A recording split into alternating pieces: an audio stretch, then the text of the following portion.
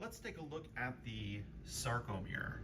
So the sarcomere is going to be the contractile unit of muscle.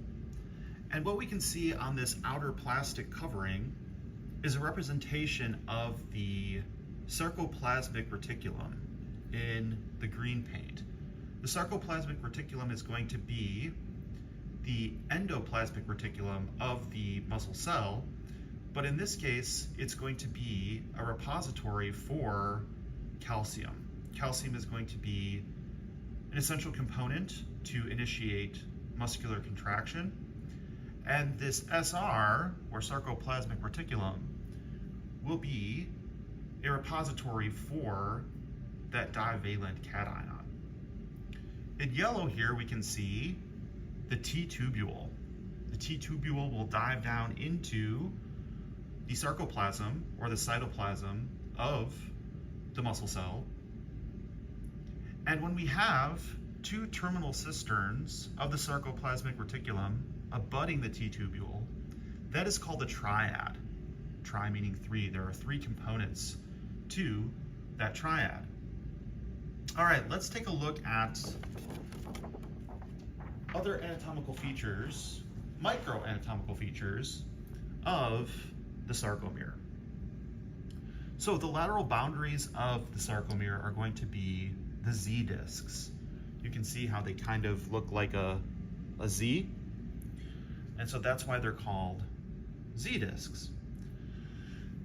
Down the midline of the sarcomere will be the M line, M implying middle, where we have the thin actin filaments and the thick myosin proteins overlapping.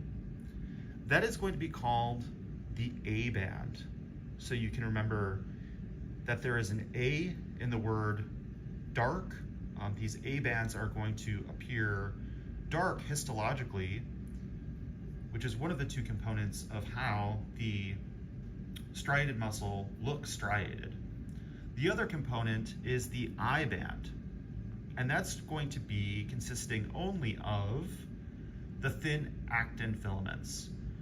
So you can remember that there is an I in light, there is an A in dark. So the dark band is the A band, and the light band is the I band. The point between the two actin filaments is called the H zone, and this will increase and decrease in diameter when the muscle contracts and when the muscle relaxes. I mentioned that these are the thin actin filaments, and these are the thicker myosin proteins. Looking at some of the components of the actin, we can see the individual subunits of the actin here. This is globular actin, the red balls. The yellow lines are representing tropomyosin. So tropomyosin is going to be a protein that covers the myosin binding site on actin. The green balls are going to be troponin. So when calcium rushes in to the sarcomere from the T-tubule, after having been allowed in by the voltage-gated calcium channels that will be found in between the T-tubule and the sarcoplasm, that calcium will bind to those green structures there, which represent troponin. So when calcium binds to this troponin, it initiates a conformational change in the tropomyosin, which is the yellow structure here.